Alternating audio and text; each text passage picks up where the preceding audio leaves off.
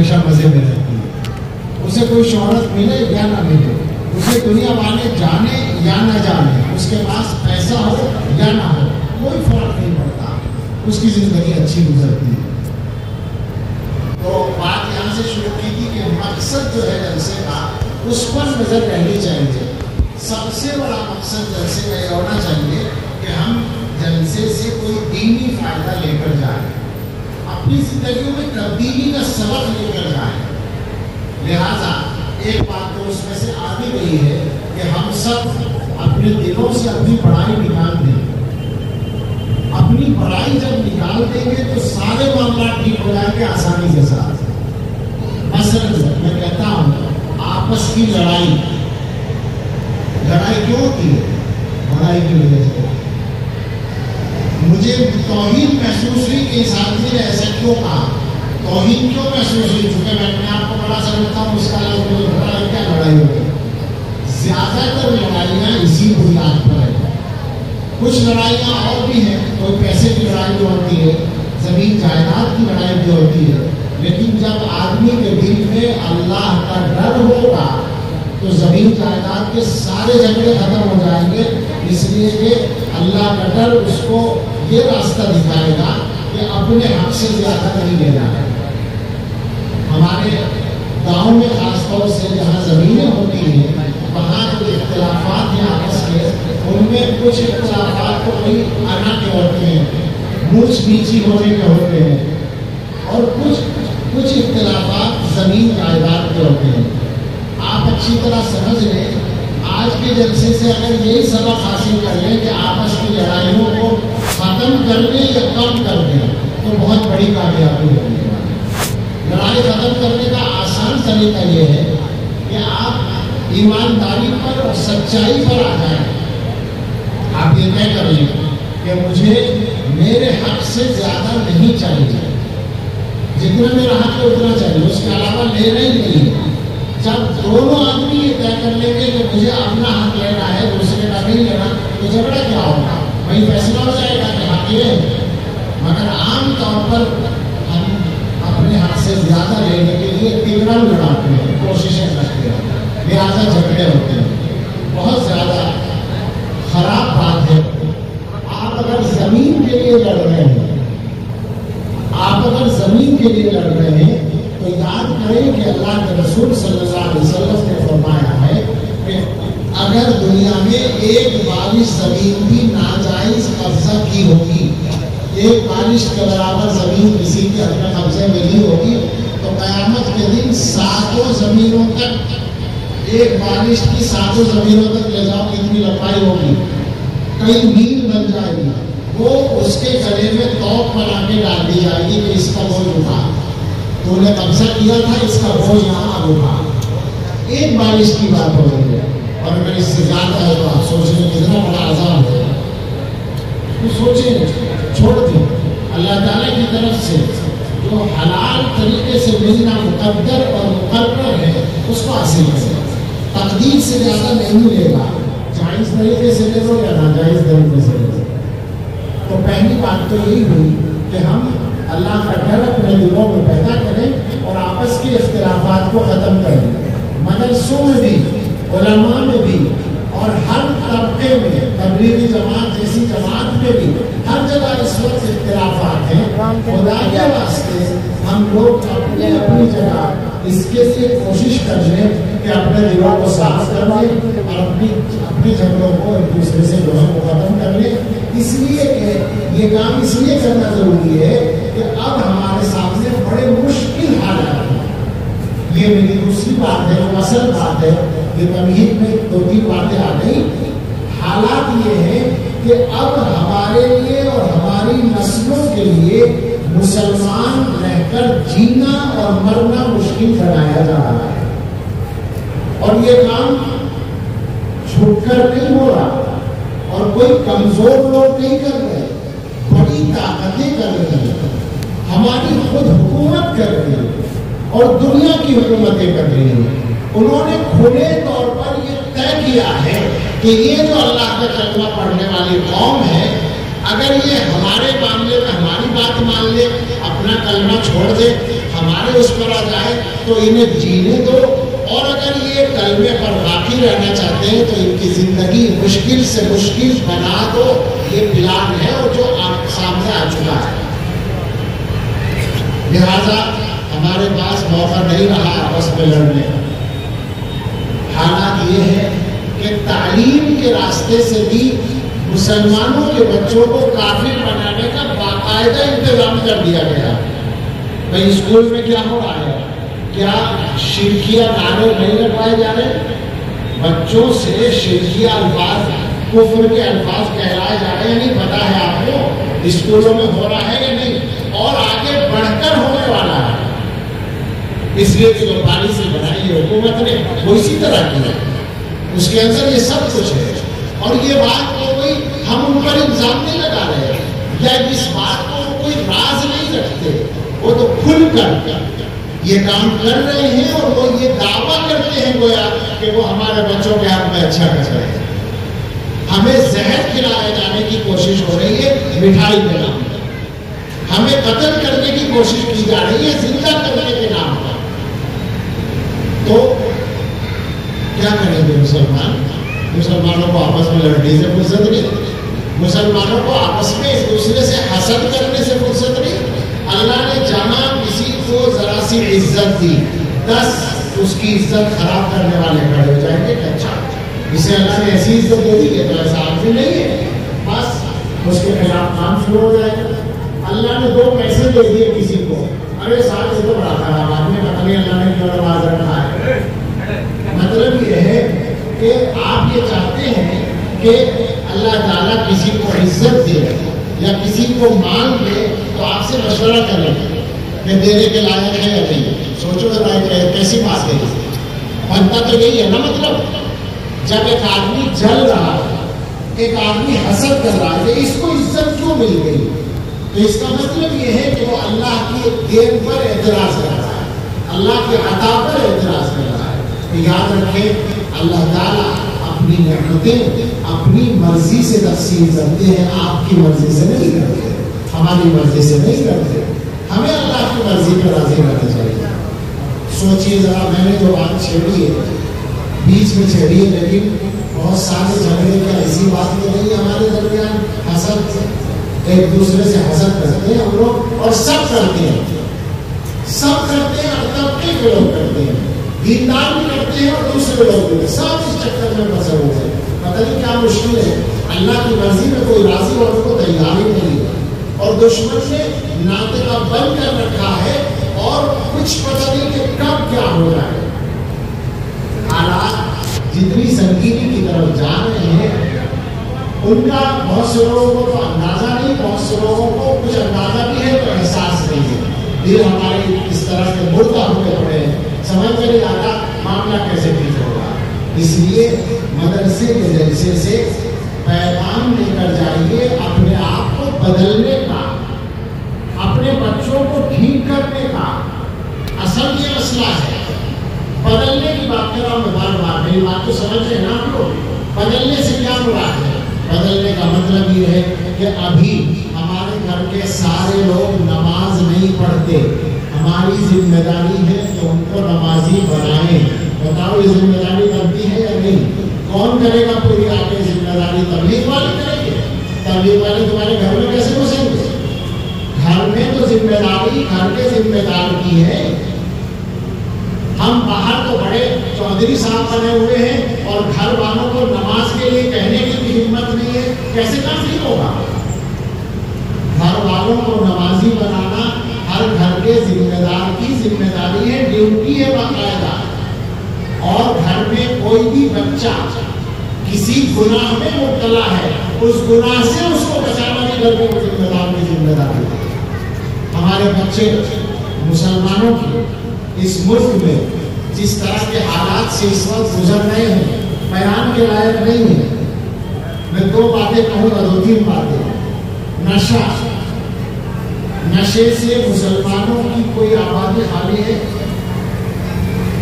سوچیے ذرا، مسلمانوں کی بات ہو رہی ہے، اللہ کا کلمہ پڑھنے والوں کی بات ہو رہی ہے. کوئی اب چھوٹی سے چھوٹی آبادی نشے سے خالی نہیں ہے. اور اور پہلے تو جاہل لڑکے جو آوارہ گھومتے تھے وہ ہوا کرتے تھے نشے کے عادی. اب اسکولوں میں، کالجوں میں، یونیورسٹیوں میں پڑھنے والے لڑکے اور لڑکیاں نشے کے عادی ہو گئے. اور اب تو حالت یہاں تک پہنچ گئی کہ آج کل نشے کو آسان بنایا گیا ہے. چونکہ شیطان کا مشن ہے انسانوں کو گناہوں میں مبتلا کرنا، تو گناہوں کو وہ آسان بناتا ہے. آسان بنانے کے لیے اب نشہ کرنے کے لیے شراب کی بوتل ہاتھ میں لانے کی ضرورت نہیں، چھوٹی سی پڑیا کافی ہے. اور وہ پڑیا پہلے تو مہنگی تھی، اسنیک وغیرہ مہنگے ہوتے تھے. اب سستے نشے ایجاد کیے گئے جو آسانی سے کوئی بھی خرید سکتا ہے اور اس کے ذریعے اپنی صحت خراب کر سکتا ہے، اپنا دین خراب کر سکتا ہے. اور نوبت یہاں تک پہنچی ہے کہ جناب مولانا صاحب سنتے مدرسے والے مکتب کے ذمہ دار نے ابھی 2-3 مہینے کے اندر مجھے ایک دوسرے صوبے سے فون کر کے بتایا کہ ہمارے مکتب میں 6 سال کا بچہ نشہ کھا بھی رہا تھا اور سپلائی بھی کر رہا تھا. اس کے اوپر شک ہوا تو تلاشی لی گئی تو اس کی جیب میں چھوٹی چھوٹی پوڑیاں موجود تھی اور معلوم ہوا کہ وہ فلاں بچوں کو دے رہا تھا. ظاہر ہے کوئی اس کو استعمال کر رہا تھا، بچے کو تو نہیں پتا. اس کو پہلے اسے عادت ڈالی اور اس کو استعمال کیا کہ تم اپنے دوسرے ساتھیوں کو بھی پہنچاؤ. یہاں تک ظلم ہو رہا ہے شیطان کے نمائندوں کی طرف سے. ایسے سوچتے رہیے جناب. دیکھیے نا آپ لوگ بچوں کو جو راتوں کو گھر دیر سے آتے ہیں، وہ کہاں سے آ رہے ہیں پتا ہے آپ کو؟ ماں باپ شکایتیں تو کرتے ہیں کہ ہمارا بچہ بگڑ گیا. بگاڑا آپ نے ہے. جب وہ گھر سے نکلا تھا تو آپ نے نہیں پوچھا تھا کہاں جا رہا ہے. روزانہ ہر وقت اس کی نگرانی کرنی تھی، آپ کی ڈیوٹی تھی. عادت ڈالنی تھی بچے کو کہ گھر سے نکلے تو آپ سے پوچھ کے جائے. نہیں کیا، ایمان کو بھگتنا پڑ رہا ہے. دوسری مصیبت جو سارے ہندوستان میں پھیلی ہوئی ہے وہ سودی قرضہ ہے. سودی قرضہ بینکوں کا قرضہ بھی ہے اور سوسائٹیوں کا قرضہ بھی ہے جو گھروں میں قرضہ پہنچا رہی ہے. عورتیں اگر سن رہی ہو تو وہ سمجھ لیں، عورتوں کو خاص طور سے وہ لوگ قرضہ دیتے ہیں اور جب قرضے کی واپسی وقت پر نہیں ہوتی سود کے ساتھ تو پھر کیا ہوتا ہے تو میری کہنے کی ہر جگہ حکمت نہیں ہوتی. مگر ہر جگہ ہو رہا ہے. نہ ضلع سہارنپور بچا ہے، نہ بجنور، نہ مظفر نگر، نہ ہریدوار، نہ شاملی، نہ میرٹھ، نہ باغپت، نہ کوئی اور، نہ دلی، نہ میوات، نہ ہریانہ، نہ پنجاب، نہ کشمیر، نہ کیرلا، نہ تمل ناڈو، نہ کرناٹک، نہ آندھرا، نہ بہار، نہ بنگال، نہ آسام، نہ اڑیسہ، نہ تریپورہ. کوئی نہیں بچا ہو. میں سب جگہ دیکھ کر کہہ رہا ہوں. میں نے کم نام بولے ہیں ابھی، سارے نہیں بولے. جہاں جہاں دیکھا ہے میں نے پورے ہندوستان میں اکثر صوبوں میں میں گیا ہوں گزشتہ 5-7 سال سے. جہاں گیا ہوں وہاں بولا ہے، وہاں پوچھا ہے. سودی قرضہ ہر جگہ ہے اور مصیبتیں آ رہی ہیں، لعنتیں آ رہی ہیں. گھر تباہ ہو رہے ہیں، کاروبار تباہ ہو رہے ہیں. خدا کے واسطے اس سے اپنا پیچھا چھڑا رہے ہیں. یہ 3 باتیں ہو گئی جو گھروں سے متعلق ہیں. نماز کی بات میں نے کہی، نشے کی بات کہی اور سودی قرضے کی بات کہی. یہ سودی قرضہ کیوں آتا ہے؟ عورتوں کا خرچہ شوہر کی کمائی میں پورا نہیں ہوتا تو وہ سوسائٹی سے جا کے قرضہ لیتی ہے. آپ لوگوں سے میں کہتا ہوں، عورتیں بھی سن رہی ہیں، اگر سن رہی ہو، ویسے تو بول ہی رہی ہو بیچاری، لیکن اگر کانوں میں آواز پڑ رہی ہو تو وہ بھی سن لیں. مگر میں مردوں سے کہہ رہا ہوں کہ آپ اپنی عورتوں کو پابند کریں. ان سے کہیں کہ جتنی ہماری کمائی ہے اس میں گھر کا کام چلانا ہے اور اگر زیادہ مجبوری ہے تو ہم محنت کر کے زیادہ کمائیں گے انشاءاللہ. مردوں کو چاہیے وہ اپنی کمائی بڑھانے کی کوشش کریں، پیسہ کمانے کی کوشش کریں. یہ نہ سوچیں کہ وہ اچھا مولوی ہے پیسے کمانے کی بات کر رہا ہے. ہاں مجھے اس میں ثواب ملے گا، مجھے یقین ہے. میں آپ سے کہہ رہا ہوں، سب سے کہہ رہا ہوں، ان جوانوں سے کہہ رہا ہوں جو بے روزگاری کی شکایت کرتے ہیں اور محنت نہیں کرتے، وقت خراب کرتے ہیں، راتوں کو جاگتے اور دنوں کو سوتے ہیں. کون لا کر ان کو روزگار دے رہا ہے؟ محنت کرو، اپنا روزگار بڑھاؤ، پیسہ بڑھاؤ، آمدنی بڑھاؤ، گھر والوں کو آسانی سے خرچہ کرنے کی ہمت پیدا کرو اور اپنی زمینیں نہ بیچو.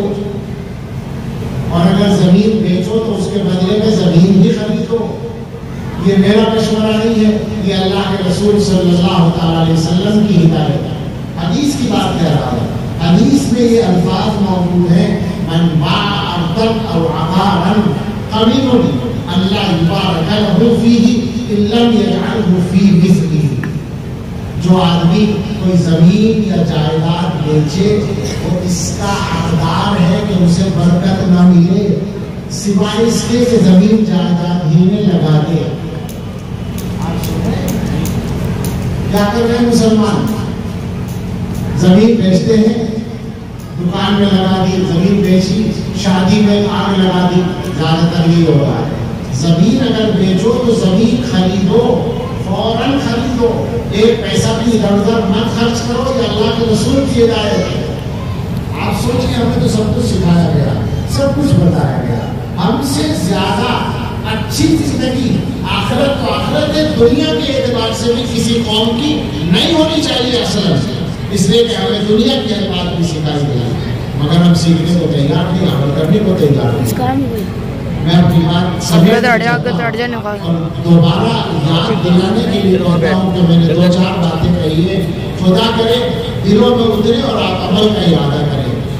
مقصد کو تقریر وقیر کرنے، ہم سے تو تقریر ہوتی بھی نہیں، ہم تو باتیں کرتے ہیں. میں نے 2-4 باتیں کی ہیں. اپنی بڑائی دماغوں سے نکال دیجیے، دلوں سے نکال دیجیے. آپس میں اختلافات جو ہیں ان کو ختم کرنے کی کوشش کیجیے. ایک دوسرے سے حسد نہ کیجیے. اللہ کی مرضی پر راضی رہنے کا مزاج بنائیے اور یہ ڈیوٹی سمجھیے. یہ ڈیوٹی سمجھیے. ڈیوٹی وہ ہے جو قرآن میں آئی ہے. عجیب بات ہے، کوئی چلتی پھرتی یا سستی بات نہیں ہے. ڈیوٹی یہ ہے کہ اپنے آپ کو اور اپنے گھر والوں کو جہنم سے بچائیے. یہ ڈیوٹی ہے، قرآن سے مقرر ہے. کیسے ہوگی پوری؟ گھر والوں کو نمازی بنانے کی فکر کریں، گھروں سے حرام آمدنی گھروں میں آنے کا راستہ بند کریں اور بچوں کو نشے سے بچائیں اور ان کے ایمان کی حفاظت کے لیے یہ مدرسوں کا نظام ہے. اور انہوں نے یاد دلائی بات، سچی بات یہ ہے کہ مجھے 3-4 باتیں کہنا چاہتا تھا، اس میں اس بات مودی میں بھول گیا تھا. مولانا نے یاد دیا. انہوں نے تو ایک لفظ بولا ہے کہ شادیوں میں ڈی جے بجاتے ہیں. میں پوچھتا ہوں شادیاں اس طرح کرتے ہی کیوں؟ ڈی جے بجانا تو بالکل حرام کام ہے ہی، لیکن ہمارا سوال یہ ہے کہ آپ بڑی بڑی شادیاں کیوں کرتے ہیں؟ بھائی کیا کہتے ہیں، چھوڑ دیجیے. یہ مسلمان جن کی جان خطرے میں، مال خطرے میں، عزت خطرے میں، میں غلط تو نہیں کہہ رہا ہوں، بتائیے جان مال عزت آپ کو خطرے میں ہے یا نہیں؟ ان مسلمانوں کا کیا منہ بنتا ہے بڑی بڑی شادیاں کرنے کا کہ یہ 10-10 لاکھ اور 20-20 لاکھ کے پنڈال لگائیں شادیاں کرنے کے لیے، اور یہ ایک دوسرے سے جہیز مانگے؟ کیا یہ مسلمان کا کام ہے؟ وہ لڑکی والا ہے تو وہ مانگ رہا ہے جہیز، وہ لڑکی والا ہے تو وہ مانگ رہا ہے جہیز. کیسے فقیر ہو گئے لوگ، کیسے لالچی ہو گئے لوگ، کتنے کھڑیا ہو گئے ہیں لوگ، سمجھ میں نہیں آتے. اور پھر کہتے ہیں کہ ہم مسلمان ہیں. عجیب بات ہے. شادیوں کو خدا کے واسطے ٹھیک کر لیں. مجھے زیادہ موقع نہیں ہے، میں تھک بھی گیا ہوں، طبیعت میری اچھی نہیں ہے، بہت موقع نہیں ہے بولنے کا، ورنہ شادی کے بارے میں آدھا گھنٹہ آپ سے بات کرتا. مگر میں 2 لفظوں میں کہنا چاہتا ہوں، کوشش کر لیجیے شادیوں کو ٹھیک کرنے کی، ورنہ دنیا ہمیں ٹھیک کرنے جا رہی ہے. بڑے خراب حالات ہیں گھر میں کھانے کے دالے پڑے ہوئے اور تم نوابوں والی شادیاں کر رہے ہو. کیا گنجائش ہے اس کی؟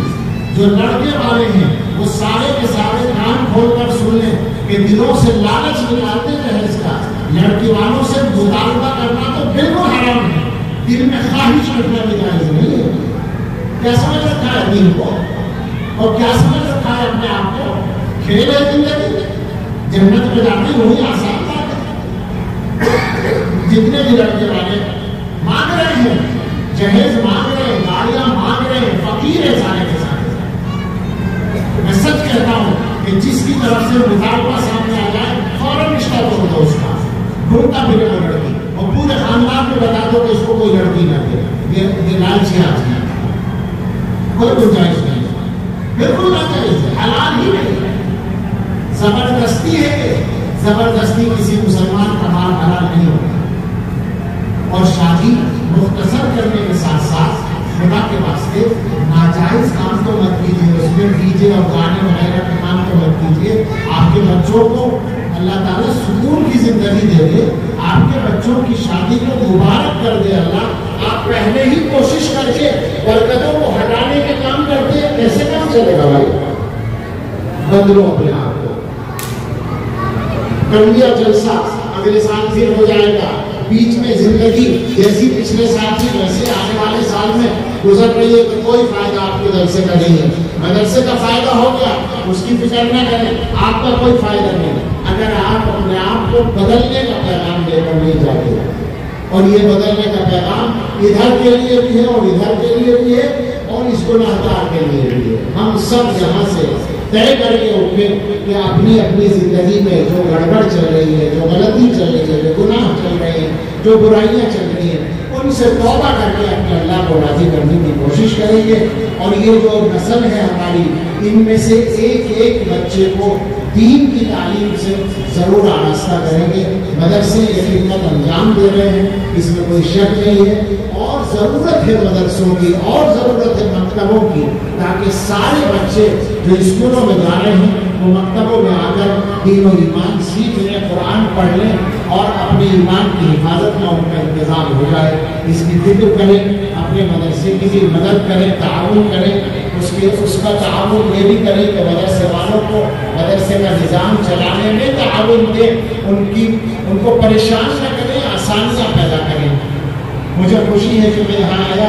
ہمارے رفیق مولانا قاری یوسف صاحب دارالعلوم کے استاد ہیں، بہت زمانے سے ہمارے ساتھ پڑھا رہے ہیں. اس گاؤں میں ان کا گاؤں میں کبھی آنا نہیں ہوا تھا، ان کی دعوت میں کبھی آنا نہیں ہوا. ان کے والد کے انتقال کے موقع پر نہیں تھا، وہاں بھی آنا نہیں ہوا. آج یہ حاضری ہو گئی. اللہ تعالیٰ اس کو میرے لیے اور آپ کے لیے نافع بنائے اور اللہ اس مدرسے کی خدمات میں برکت اور قبولیت عطا فرمائے، کاموں میں آسانی عطا فرمائے. اللہ ہم سب کے دلوں کی اچھی تمنائیں پوری فرمائے. اللہ ہم سب سے راضی ہو جائے اور ہمیں اپنے اچھے نظروں میں شامل فرما لے. آمین. وآخر دعوانا ان الحمد للہ.